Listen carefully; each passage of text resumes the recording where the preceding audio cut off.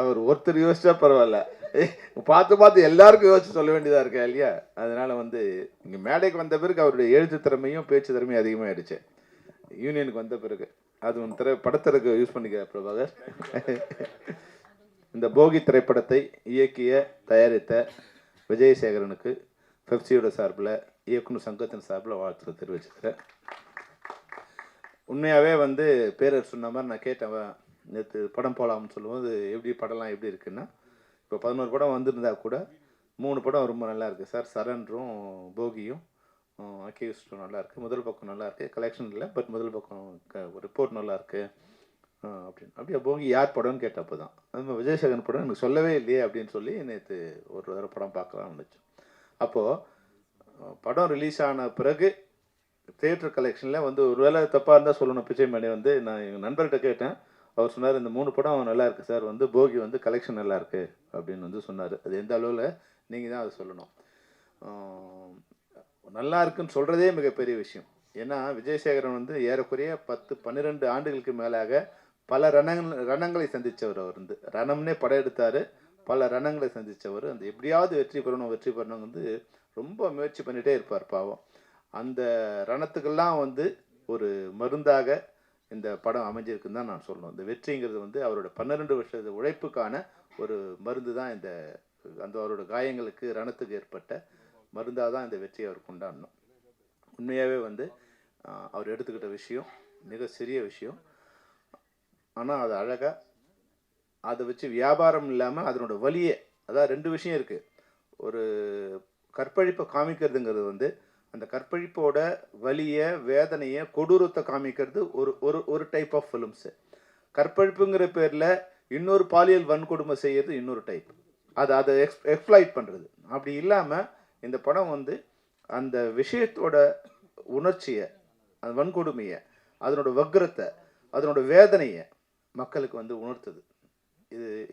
அதுதான் இந்த படத்தோட மிகப்பெரிய வெற்றி. சின்ன கண்டென்ட்டாக இருந்தால் கூட, இப்போ பேரர் சொல்லும்போது சொன்னார், முன்னாடிலாம் வந்து அழகான பெண்களை கற்பழிக்கிறதுங்கிறது தான் இது. அதாவது வந்து நம்ம வந்து ஃபிலிமில் எடுக்கும்போதே ஒரு கற்பழி காட்சி இருக்குன்னா எப்படி பார்ப்பாங்கன்னா, ஒரு அழகான பெண் இருந்தால் கற்பழிக்கும். ஆனால் இப்போ சொசைட்டியில் எப்படி இருக்குன்னா, பெண்ணு கூட தேவையில்லை, 60 வயசு கழுவியாக இருந்தாலும் ஓகே, 70 வயசு கழுவியாக இருந்தாலும் ஓகே, அல்ல 7 மாத குழந்தைய கூட ஒருத்தன் கற்பழிக்கிறான்னா இவனோட வக்ரம் எங்கே இருக்குது? அப்போது ஆடை இது மாதிரி இருக்கிறதால தான் அவங்க கற்பழிக்கிறாங்க அப்படின்னா, ஆடை இல்லாதவங்க கற்பழிக்கிறாங்களே. மொத்தமாக மூடி வச்சிருக்க, மொத்தமாக மூடி ஒரு 75 ஒரு பெண்மணி கிட்ட என்ன அழகு இருக்கும்? அது வயசானங்கிறவங்க தவிர ஒரு பெண்ணுக்கு வந்து ஒரு கொம்புக்கு புடவை கட்டினா கூட அது போய் கற்பழிப்பாங்கிற வக்ரத்தான் வந்து சொசைட்டியில் வந்து அதிகமாயிட்டா அந்த சொசைட்டியை 2 வகையில் கண்ட்ரோல் பண்ணும். ஈவன் பெற்றோர்கள் கூட அந்த சொசைட்டியை கண்ட்ரோல் பண்ணும். தன் மகனுக்கு ஒரு பெண்ணுன்னா என்ன, வீட்டில் ஒரு அக்கா தங்கச்சி இருக்கும்போது, பெண்ணு இருக்கும்போது அந்த பெண்ணுக்கு என்ன மரியாதையை வந்து நீ கொடுக்குறியோ அதே மாதிரி தான் இப்போ சமூகத்தில் இருக்கிற ஒரு பெண்ணுக்கு நீ மரியாதை கொடுக்கணும்னு அப்பா அம்மா நிச்சயமாக கற்றுக் கொடுக்கணும். இது முக்கியமான விஷயம். ஏன்னா வெளியே போகிற ஒரு பொண்ணு யாரோட ஒரு பெற்றோரோட குழந்தை தானேவா, யாரோ ஒருத்தனோட தங்கச்சி தானே. அப்போது எல்லாரையும் தங்கச்சியாக பாருங்க நான் சொல்லலை, தங்கச்சி மாதிரி அரவணைப்பு பண்ணிக்க, தங்கச்சி மாதிரி பார்த்து சொல்லலை, பார்க்கலாம். ஆனால் இந்த ஒரு லெவல் தாண்டி வந்து இது போல வன்கொடுமை எப்படி பண்ணுறது? ஒரு 70 வயசு பெண்மணி கிட்ட எப்படி ஒருத்தன் வந்து ஒரு கற்பழிப்பை எப்படி பண்ணுறான்? ஒரு 7 மாத குழந்தையோ 7 வயசு குழந்தையோ இந்த குழந்தைய பார்க்கும்போது அவன் மனசில் பாலியல் இதுவான வக்ரம் வருதுன்னா அது என்ன வகையான இது? இதை வந்து இந்த சொசைட்டிலேருந்து களைவதற்கான அனைத்து முயற்சிகளையும் எல்லாரும் எடுக்கணும். ஒருத்தருமே சினிமாவால் கெட்டு போச்சு அப்படின்லாம் இது சொல்லக்கூடாது.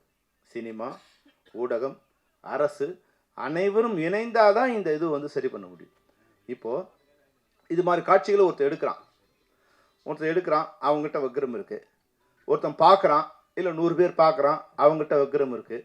அப்போ எடுக்கிறவனுக்கும் பார்க்குறவனுக்கும் யாருங்க மீடியேட் பண்ணுறான்? எடுக்கிறத இப்போ ஒருத்தன் எப்படி பார்க்குறான்? நல்லா யோசிச்சு பாருங்கள்.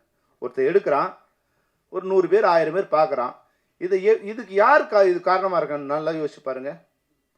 பிஎஸ்என்எல் இதன் மூலம்தான் அனைத்து இன்டர்நெட்டும் இதன் மூலமாக தான் வருது.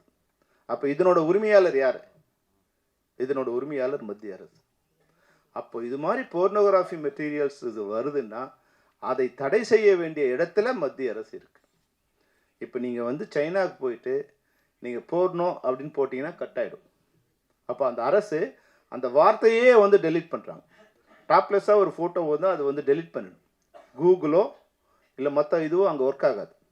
அவன் தன் சொந்த நாட்டுக்காக தன் சொந்த நாட்டு மக்களுக்கு எதை எதெல்லாம் பார்க்கலாம், எதை எதையெல்லாம் பார்க்கக்கூடாதுன்னு ஒரு சென்சார் வச்சுருக்கான். அப்படி தான் வரும். ஆனால் இந்தியா எப்படி இருக்குன்னா, உலகத்தோட கழிசடைகளை இங்கே கொட்டலாம், எதை ஒன்றாலும் இங்கே வந்து கொட்டலாம். அப்போ அது ஓப்பனாக இருக்குது. அதை முதல்ல சரி இது பண்ணும். இப்போ மனசில் வந்து இங்கே கீழே வந்து நெருப்பு எரிஞ்சிட்டே இருந்தால் மேலே இருக்கிற தண்ணி கொதிச்சுட்டே இருக்கும். அப்போ வக்கரத்துக்கான எல்லா விஷயங்களையும் இந்த சமூகத்துக்கு நீங்கள் கொடுத்துட்டே இருந்தீங்கன்னா, வாயால் சொல்ல கூச மாதிரியான விஷயங்கள் வந்து பப்ளிக்காக இருக்குது. இந்த ஃபோனில் இப்போ எடுத்து உங்களுக்கு காமிக்கிறேன் நான். இதை பார்க்கக்கூடிய இதுவும் கொடுத்துட்டு கெட்டதையும் கொடுத்துட்டு நீ பார்க்காதன்னா எப்படி இது சாத்தியம்? அப்போ எங்களுக்கு மட்டும்தான் வந்து பொறுப்பு இருக்கா? அரசுக்கு பொறுப்பு இல்லையா? இதை கொடுக்குறவங்களுக்கு பொறுப்பு இல்லையா? அது நிச்சயமாக இருக்குது. அந்த கொதிநிலையை கண்ட்ரோல் பண்ண வேண்டியது அரசோட வேலை. நான் வந்து சினிமாலாம் யோக்கியம், நீங்கள் அரசு மேலே குறை சொல்லிட்டு எஸ்கேப் ஆகிறோன்னு நீங்கள் நினச்சக்கூடாது. சினிமாவிலும் அது போன்ற காட்சிகளை தவிர்க்கணும். ஒரு காட்சியை வந்து ஒரு சந்தோஷத்தை, ஒரு அழகுணர்ச்சியை காமிக்கிற மாதிரி தான் திரைப்படங்கள் அமையணுமே தவிர, ஒரு வல்கரையோ ஒரு பாலியலை வந்து ஆமோதிக்கிற மாதிரியோ இல்லை அதை வந்து வரவேற்கிற மாதிரியான காட்சிகள் இருக்கக்கூடாதுங்கிறது எந்த கருத்து வேறுபாடும் இல்லை. வியாபாரத்துக்காக எந்த மாதிரியான விஷயங்கள் பண்ணலாங்கிறது நான் சொல்லவே இல்லை. திரைப்படத்துறையிலும் ஒரு தணிக்கை வேணும், சுய தணிக்கை வேணும். முதல்ல தணிக்கைங்கிறது வேற விஷயம், சுய தணிக்கை வேணும். எது மாதிரியான விஷயங்களை சொல்லலாம் அப்படிங்கிற விஷயம். நீ போய் 70 வயசு ஒரு பெண்மணியை கற்பழிச்சு சரின்னு ஒருத்தர் சொல்ல முடியுமா? அது மாதிரி காட்சிகள் வருதா படத்துங்களை? அது மாதிரி நிச்சயமாக வந்திருக்காது. எவ்வளோ மோசமான படத்துலையும் இது மாதிரி மோசமான கண்டென்ட் இருக்காது. அதனால் எங்களோட பார்ட் இருந்தால் அதை நாங்கள் சரி செய்து கொள்கிறோம். ஆனால் இதனுடைய பெரும்பான்மையான பங்கு இது அரசுகிட்ட தான் இருக்குதுன்னு நான் நினைக்கிறேன். இன்றைக்கி ஏறக்குறைய 10,000க்கும் அதிகமான சைட் இருக்குது. 10,000க்கும் அதிகமான சைட் இருக்குது. 24 மணி நேரம் போர்னோகிராஃபி வந்துன்னே இருக்குது. இப்போலாம் நான் ஏற்கனவே நிறைய தடவை சொல்லியிருக்கேன். முன்னாடிலாம் வந்து குழந்தைங்க வீட்டை விட்டு வெளியே போனால் அப்பா அம்மா பயப்படணும், ஐயோ குழந்தைங்க காணுமேன்னு பயப்படணும். ஆனால் இப்போ குழந்தைங்க ரூமுக்குள்ளே போய் கதவை சால் போட்டால் பயப்பட வேண்டியிருக்கு. அவங்க ஃபோனோடு போயிட்டு ரூமை கதவை சாத்தினாங்கன்னா அப்பா அம்மாவுக்கு பயமாக இருக்குது. ஏன்னா அப்பா அம்மாவுக்கு தெரியும் எவ்வளோ அதில் வந்து ஆபத்து இருக்குன்னு தெரியும். அப்போ அந்த ஆபத்துக்களை சரி செய்ய வேண்டிய இடத்துல யார் இருக்காங்களோ அவங்க சரி செய்யும். அதை நிச்சயமாக இந்த படத்தின் மூலமாக என்னெல்லாம் கொடுமை இருக்குன்னு நாங்கள் காமிச்சிடுறோம். இந்த கொடுமையை இது புதுசானது இல்லை. ஏற்கனவே பல்வேறு விஷயங்களில் பல்வேறு ஆர்டிஸ்ட் வரும்போது இது மாதிரி நடந்திருக்குன்னு வந்து சில பேர் அதை வியாபாரம் பண்ணியிருக்காங்க. அது யூடியூப்பில் வந்து கொஞ்சம் பேர் அது வியாபாரமாக அவங்கள பண்ணாங்க இவங்கள பண்ணாங்க அப்படின்னு. பிணத்தை கூட புணரக்கூடிய காம வெயின்குள்ள நாடு அப்படிங்கிற ஒரு நிலை போய் அதை ஒருத்தர் வியாபாரமாக பண்ணக்கூடிய இடத்துல கூட வந்துட்டோங்கிற ஒரு அடுத்த லெவலுக்கு கூட இந்த நாடு போயிடுச்சுங்கிற போது நிச்சயமாக அதை சரி செய்ய இடத்துல திரைப்படம் துறையும் இருக்குது, அரசும் இருக்குது, மக்களும் இருக்காங்க.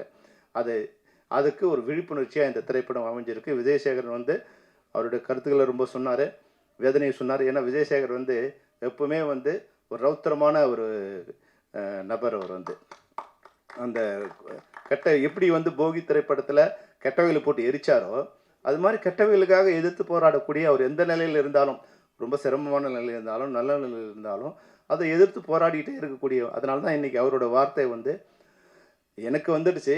ஆனால் இங்கே இருக்கிற எல்லா இயக்குனரோட வாழ்க்கைங்கிறது நிச்சயமாக வந்து அதை சரி பண்ண வேண்டிய இடத்துல யார் இருக்காங்கன்னா இப்போ வந்து தயாரிப்பாளர் தான் இருக்காங்க. இயக்குனர் நிச்சயமாக நாங்கள் பெப்சி அவங்களோட இருந்து துணை இருந்து பண்ணுவோம். இன்றைக்கி 11 படம் ரிலீஸ் ஆகுது. இந்த 11 படத்தை அவங்க முறைப்படுத்தி ஏறக்குறைய ஒரு 5 படம் இல்லை 6 படம் பண்ணாங்கன்னா 50 வாரம் இருக்குது. முன்னாடிலாம் வந்து ஒரு கட்டுல் இருந்தது, தயாரிப்பாளர்கிட்ட ஒரு கட்டுக்கோப்பாக இருந்தாங்க. தயாரிப்பாளர் சங்கம் ஒரு கட்டுக்கோப்பான ஒரு இடத்துல இருந்தது. அப்போ பெரிய படங்கள் வந்து எப்போ ரிலீஸ் பண்ணணும், சின்ன படங்கள் எப்போ ரிலீஸ் பண்ணணும் அப்படிங்கிற இடத்துல அந்த வியாபாரம் தயாரிப்பாளர் சங்கத்தில் தயாரிப்பாளர்கிட்ட இருந்தது. ஆனால் இன்றைக்கி அது இல்லை. 9 மணி ஷோக்கெலாம் யாராவது வருவாங்களா? 9 மணி ஷோக்கு யார் வருவாங்க? எந்த பொறுப்பும் இல்லாமல் இருக்கிறவங்க. அதாவதுனா ஒரு டீனேஜ் ஸ்டூடெண்ட்ஸ் 9 மணிக்குள்ளே வருவாங்க. யார் மிட் நைட்டுக்கு அப்புறம் படம் பார்க்க போவாங்க? அடுத்த நாள் வேலை இல்லாதவங்க படம் பார்க்க போவாங்க. ஆனால் இப்போ நம்ம படத்தை பார்க்க வர்றவங்களாம் யார்? ஒரு சின்ன படம் கண்டென்ட் வைஸ் யாருக்காக படம் எடுக்கிறாங்க? அது வந்து ஒரு மிடில் ஏஜில் இருக்கவங்களுக்காக, இல்லை பொறுப்பான குடும்ப தலைவர்களுக்காக, இல்லை ஒரு குடும்பத்தினர் பார்க்குற மாதிரியான படங்கள் தான் இந்த கண்டென்ட் வைஸ் இருக்கும். ஆனால் இவங்களை எப்போ படம் பார்க்க முடியும்? ஒரு 11:30 இல்லை ஒரு 11 o'clockலேருந்து நைட் 9 o'clock 10 o'clock வரைக்கும் தான் அந்த டைமில் தான் இவங்க படம் பார்க்க முடியும். ஆனால் அந்த நேரங்களில் படமே போடாமல் உங்கள் படத்தை போட்டோம் ஆள் வரல க்ளோஸ் பண்ணிட்டோம், உங்கள் படத்தை போட்டோம் ஆள் அதாவது நாம்கே வஸ்டன் சொல்கிறது இல்லையா, பேரளவில் வந்து போட்டோம் ஆடியன்ஸ் வரல அதனால் போடல. அப்படி இருக்கக்கூடாது. என் படம் எப்போ ஓடுதுன்னு எனக்கே தெரியாத போது ரசிகர்களுக்கு எப்படி தெரியும்? போகிங்கிற திரைப்படம் எங்கே ஓடுதுன்னு இப்போ விஜயசேகர் தெரியுமான்னு கேளுங்க. இந்த ஷோ பணம் கட்டியிருப்பார், நாளைக்கு சொல்லுவாங்க இதில் அந்த க்யூப்ல இருந்து, இல்லை சார் நேற்று உங்கள் ஷோ கேன்சல் ஆயிடுச்சு.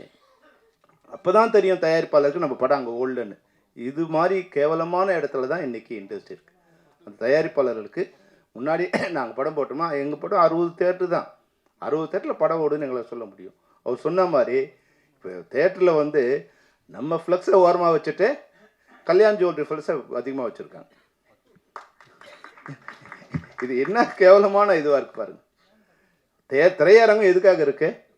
திரைப்படங்கள் வர உங்கள் படத்தில் உங்கள் தேட்டரில் எந்த படம் ஓடுதுன்னு சொல்கிறது தானே உங்கள் இது இருக்குது. ஆனால் அதுக்கே வந்து உங்கள் படத்தில் ஓடுனா சின்னதாக எங்கேயோ ஒரு மூலையில் வச்சுவோம், அதுக்கு நம்ம பணம் கட்டணும். இப்போ எங்கள் படம் ரிலீஸ் பண்ணலாம் அப்படின்னு நினைக்கிறோம் சார், ட்ரெய்லர் போடலாம் அப்படின்னா 20 லட்ச ரூபா பணம் கொடுங்குறாங்க. அதாவது நம்ம படத்தை நம்ம படம் ஓடும்போதே, நம்ம தயாரிப்பால் எடுத்த படம் ஓடும்போதே போடுறதுக்கு நான் 20 லட்ச ரூபா படம் கொடுக்கணும்.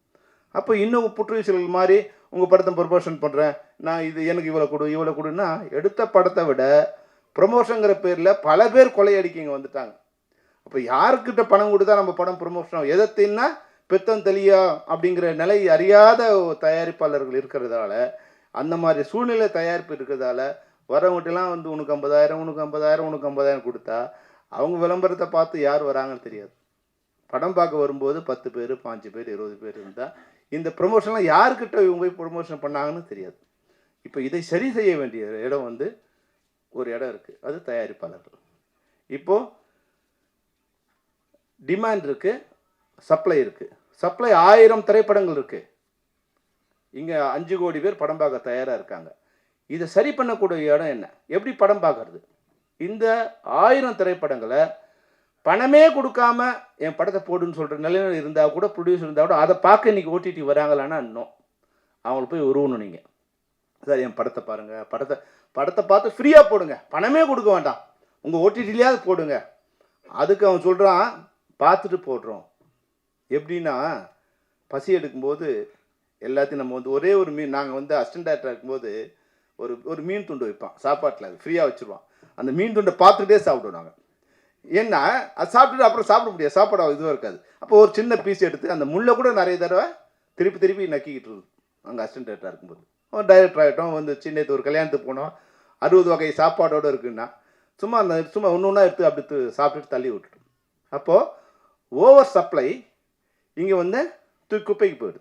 அப்போ இங்கே வந்து படம் இல்லாத போது நம்ம படத்தை போட்டு ஓட்டிகிட்டு இருந்த கஷ்டமாக படம் கொடுங்க, நம்ம படத்துக்கு படம் கொடுத்து பணம் வாங்கி, பணம் கொடுத்து நம்ம படத்தை வாங்கி அவங்களே போஸ்ட் ஒட்டி அவங்களே வியாபாரம் பண்ணி நம்ம பணம் கொடுத்த காலம் ஒரு காலம். அப்போது டிமாண்ட் இருந்தது, சப்ளை கம்மியாக இருந்தது. இப்போது நம்மளே படத்தை கொடுத்துடணும், ஃப்ரீயாக கொடுத்துடணும்.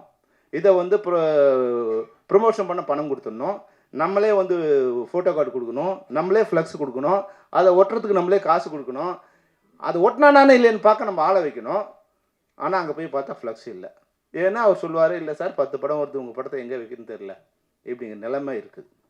இது சரி, அவர் சொன்னது நாங்கள் வந்து அவர் என் மேலே இருக்க அன்பில் இல்லை என் மேலே இருக்க நம்பிக்கையில் அது சொன்னார். நிச்சயமாக நான் அதை பண்ணுவேன். ஆனால் இதை யார் பண்ணணும்னா தயாரிப்பாளர் சங்கங்கள் தான் பண்ணணும். அவங்க தான் இது சரி பண்ணணும். அவங்க சரி பண்ணுறது மூலமாக தான் இன்றைக்கி ஏறக்குறைய இங்கே வந்து 200 டைரக்டர்ஸ் உட்காந்துருக்காங்க. இவங்க எல்லாம் விஜயசேகர் மாதிரியே வந்து போராடிட்டே இருக்காங்க, கடந்த 10-15 வருஷம் போராடிக்கிட்டே இருக்காங்க. அவங்கள்ட்ட தயாரிப்பாளராக வராங்க. ஆனால் தயாரிப்பாளருக்கு ஒரு கேரண்டி நம்மளால் கொடுக்க முடியுமா? இப்போ முன்னாடி வர தயாரிப்பாளர் லாபம் வருமானு கேட்ட தயாரிப்பாளர், இப்போ வர தயாரிப்பாளர் என்ன கேட்குறேன்னா என் படத்தை ரிலீஸ் பண்ண முடியுமா? இதுதான் உண்மை. அப்போ ரிலீஸ் ஆகுது பண்ண முடிஞ்சால் போதுங்கிறாங்க தயாரிப்பாளர். ஆனால் அது கூட இன்னைக்கு பண்ண முடியாமல் சூழ்நிலை தமிழ் இண்டஸ்ட்ரி இருக்குது. அதுதான் அதனுடைய கோபத்தோட வெளிப்பாடு தான் விஜயசேகரனோட அந்த வேதனையான வார்த்தைகள். அதை நிச்சயமாக அதையெல்லாம் சரி பண்ணணும் தான் நான் நினைக்கிறோம். தயாரிப்பாளர் சங்கங்கள் ஒன்றிணைந்து, தொழிலாளர்கள் ஒன்றிணைந்து, நடிகர்கள் ஒன்றிணைந்து ஒரு அமைப்பாக இருந்து நம்ம நான் வாழ்ந்தால் போதும்னு வந்து இப்போ மேலே வந்தோடனே கொஞ்சமே நினைக்கிறேன். நான் வாழ்ந்தால் போதும் அப்படி இல்லை. எம்ஜிஆர் சொன்ன ஒரு உதாரணத்தை நான் சொல்ல விரும்புகிறேன். எம்ஜிஆர் படம் ஓடும்போது அவர் சொன்னாரா, நம்ம கடை கலெக்ஷன் ஆகிடுச்சா? ஆயிடுச்சுங்க. இல்லை அந்த டிக்கெட் இது வச்சா, கேன்டீனில் நல்லா வியாபாரம் வச்சா, பார்க்கிங்கில் டிக்கெட் இது வச்சா, பார்க்கிங் பண்ணானா, போஸ்ட் ஓட்டணும் வச்சா. அப்போது தன் திரைப்படங்களை விநியோகஸ்தர்கள், திரையரங்கு உரிமையாளர்கள், திரையரங்கத்தில் இருக்க கேன்டீனு, திரையரங்கத்தில் இருக்க பார்க்கிங், ஒரு சைக்கிள் பார்க்கிங் வச்சணும், போஸ்ட் ஓட்டணும், இவன் எல்லாம் கூட நல்லா இருக்கணும். அப்போது அடுத்த படத்தை நான் இவ்வளோ சம்பளம் ஏற்றலான்னு சொல்லும்போது, வேண்டாம் எனக்கு இவ்வளோ இருந்தால் போதும், அந்த லாபம் சரிசீரமாக எல்லாரையும் கொண்டு சென்றடையணும் அப்படின்னு நினச்ச ஒரு எம்ஜிஆர். அதனால தான் மறைந்தும் வாழ்ந்துக்கிட்டு இருக்கார் எம்ஜிஆர். இன்றைக்கி போன படம் 100 கோடி கலெக்ஷனா, என் சம்பளம் 100 கோடி அப்படின்னு ஆயிடுச்சுன்னா, அந்த படம் மாதிரி வெற்றி அடைஞ்சால் தான் இந்த படம் 100 கோடி கலெக்ட் பண்ணும். ஒரு பிரம்மாண்டமான வெற்றி அடையும் போது அந்த படம் 100 கோடி கலெக்ட் பண்ணுது, கரெக்டு. அடுத்த படத்தோட பட்ஜெட்டை நீ 100 கோடி வச்சுட்டீங்கன்னா அந்த படம் மாதிரி இந்த படம் ஓடுவான். அது அப்படி எப்படி ஓட முடியும்? அப்போ கதை கேட்க வரும்போது இன்றைக்கி ஒரு கதை கேட்க சொல்ல வரும்போது நடிகர்கள் என்ன சொல்கிறாங்கன்னா, சார் பட்ஜெட் 100 கோடியில் சொல்லுங்கிறார். கதை சொல்கிறதுக்கு வரணும், ஆனால் பட்ஜெட்டில் 100 கோடி சொல்ல வர்றதா? என்னென்னா இவரோட காம்படிஷனாக இவர் நினைக்கிற ஆள் 100 கோடியில் இருக்கார் அவர். அப்போது நான் அவரை மாதிரி என்னோட படம் அமையணும். முதல்ல கதையை கேட்போம், அந்த கதைக்கு 100 கோடி செலவு பண்ணால் பரவாயில்ல, அது உங்கள் இஷ்டம். அது மாதிரி இந்த கதைகள் இருந்தால் பரவாயில்ல. ஆனால் கதை சொல்ல வரும்போது 100 கோடியில் கதை சொல்லுங்கன்னு சொல்கிற மாதிரி இருந்தால் அது சரியாக வராது. அதை சம்மந்தப்பட்ட அனைவரும், நாங்கள் முதல்ல எங்களது கூக்குரலாக இருந்தது, புலம்பலாக இருந்தது. அப்புறம் நாங்களே அதை செய்கிற மாதிரி இன்ஸ்ட்ரக்ஷனாக மாறக்கூடிய ஒரு கட்டாயம் வந்துடும். இப்போது நாங்கள் தான் தயாரிப்பாளர்கள் கூட்டு வரோம். இங்கே இருக்கிற அசிஸ்டன்ட் டைரக்டரும் மேனேஜரும் தான் இன்றைக்கி இண்டஸ்ட்ரியை காப்பாற்றிட்டுருக்காங்க. மற்ற பேரால் இன்றைக்கி ஏறக்குறைய 250 திரைப்படங்கள் இன்றைக்கி தயாரிக்கப்படுது. இதில் 10 திரைப்படங்கள்லேருந்து 20 திரைப்படங்கள் பெரிய நடிகர்கள் அவங்க கார்ப்பரேட் கம்பெனியோ இல்லை அவங்கள சொந்தம் பண்ணிக்கிறாங்க. மீதி இருக்கிற 225 திரைப்படங்களை உருவாக்குபவர்கள் இங்கே இருக்கிற உதவி இயக்குநர்களும் மேனேஜரும் தான். இவங்க தான் ஊராக போய் யாரோ தேடி அவங்கள கரெக்ட் பண்ணி ஏமாற்றி பொய் சொல்லி கொண்டு வராங்க. ஏமாற்ற அவங்கள நாசமாக்குறதுக்காக பொய் சொல்லலை, எப்படியாவது கொண்டு வந்துடலாமே. இவனுக்கு ஒரு நம்பிக்கை இந்த படம் இப்போ போகி இருக்குது, போகி மாதிரி ஓடினா கூட போதும்னு நினைக்கிற மாதிரி இருக்குது. அப்போ அது மாதிரி அவங்கள சரி பண்ணி கொண்டு வராங்க. அப்போ இவங்க தான் இன்றைக்கி இண்டஸ்ட்ரி, இவங்களை நம்பி தான் இன்றைக்கி பெப்சியே இருக்குது. அவங்க ஒரு 30% நம்மளை ஃபீட் பண்ணாங்கன்னா, இந்த 225 திரைப்படம் தான் இன்றைக்கி 25,000 தொழிலாளர்களை காப்பாற்றுறது. இது மாதிரி நம்ம விஜயசேகர் மாதிரியான தயாரிப்பாளர்கள் தான் எங்களை காப்பாற்றுறாங்க. அப்போ அவங்கள காப்பாற்ற வேண்டிய, இல்லை அவங்கள பற்றி கவலைப்பட வேண்டிய ஒரு இடத்துல நாங்கள் இருக்கோம். அதனால தான் இந்த கன்சர்ன். தவிர ஐயோ அவர் வாழ்ந்தார், பெரிய ஆளுகள் பார்த்து ஒரு பொறாமையோ இல்லை அவங்கள பார்த்து வைத்தறிச்சலோ இல்லை. கீழே இருக்கிறவங்களுக்கு நல்ல படம் எடுத்தால் கூட அவங்களால காப்பாற்ற பண்ண முடியலையே அப்படிங்கிற ஒரு வேதனையில் எங்களுடைய கூக்குரலாகவும் எங்களுடைய புலம்பலாகவும் எங்களுடைய வேதனையாகவும் நாங்கள் சொல்லவே சொல்ல விரும்பணும். பத்திரிகையாளர்களுக்கு சம்மந்தப்பட்டவங்க, தயாரிப்பாளர்களோ அரசோ இல்லை சம்மந்தப்பட்ட வேறு யாரோ, அவங்க எல்லாம் இருந்து அதை சரி பண்ண வேண்டியது இந்த போகி திரைப்படத்தின் மூலம் நான் சொல்ல விரும்புகிறேன். போகி திரைப்படம் வழக்கமாக எங்கள் மெம்பர்களுக்கு அதை இப்போ ஷோவாக தான் ரிலீஸ் பண்ணுவோம். ஆனால் ஏற்கனவே அது வெற்றி படமாக இருக்கிறதால அது வெற்றி விழாவே இது வச்சுக்கலான்னு நான் விஜயசேகர்கிட்ட சொன்னேன். என்ன படம் 3 நாள் வரைக்கும் ஃபுல்லாக போகுதுங்கிற அளவுக்கு அதுவே ஒரு வெற்றி தான். முன்னாடி 100 நாள் ஓடினா தான் எங்களுக்கு வெற்றி. ஆனால் இன்றைக்கி படம் 3 நாள், படம் ரிலீஸ் ஆனால் ஒரு வெற்றி, படம் 2வது நாள் ஷோ இருந்தால் மிகப்பெரிய வெற்றி, 3 நாள் வெள்ளி சனி ஞாயிறை தாண்டிடுச்சுன்னா அது மிக மிக பிரம்மாண்டமான வெற்றி. அப்போ இந்த வகையில் போகி திரைப்படம் பிரம்மாண்டமான வெற்றி அடைந்திருக்கு தான் சொல்லணும். 3வது நாளை தொடர்ந்து 4வது நாளும் திரையரங்கில் அந்த படம் ஓடிக்கிட்டு இருக்கு. அந்த வெற்றி அளித்த ரசிகர்களுக்கும் அதுக்கு உதவியாக இருந்த பத்திரிகையாளருக்கும் இந்த நேரத்தில் நன்றி தெரிவித்துக் கொண்டு, பிச்சைமணி அவர்களுக்கும் இதுபோல் நிறைய படங்கள் இருக்குது, நீங்கள் ஒரு தடவை பார்த்து அந்த படங்கள் திரையரங்கு வரத்துக்கு நீங்கள் உதவி செய்ய வேண்டும். நீங்கள் நல்லா இருந்தால் தான் இது மாதிரியான திரைப்படம், ஏன்னா நீங்கள் படம் பார்த்து அந்த படத்தை ரிலீஸ் பண்ணியிருக்கீங்க. அந்த வகையில் உங்களுக்கு நன்றி. உங்களை போன்ற பிச்சைமணி மாதிரி இதில் நிறைய பேர் இருப்பாங்க. எப்படி ஒரு நல்ல திரைப்படத்துக்கு நீங்கள் கண்டுபிடித்தீங்களோ அது மாதிரி உங்களை மாதிரி இருக்கிற டிஸ்ட்ரிபியூட்டர்ஸ் கூட எங்கள் யூனியனுக்கு நீங்கள் இன்ட்ரடியூஸ் பண்ணிங்கன்னா அவங்களுக்கு இது மாதிரி 100 படங்கள் எங்ககிட்ட இருக்குது. போகி மாதிரி வெளியே வர சிரமப்படுற மிக நல்ல திரைப்படங்கள் 100 படங்கள் இருக்குது. அந்த திரைப்படங்களும் வெளியே வரத்துக்கு நீங்கள் உதவி பண்ணணும்னு கூறிக்கொண்டு இந்த நேரத்தில் இங்கு வந்திருக்க உங்கள் அனைவருக்கும் எங்களுடைய நன்றியை தெரிவித்துக் கொண்டு விடைபெறுகிறேன். நன்றி, வணக்கம்.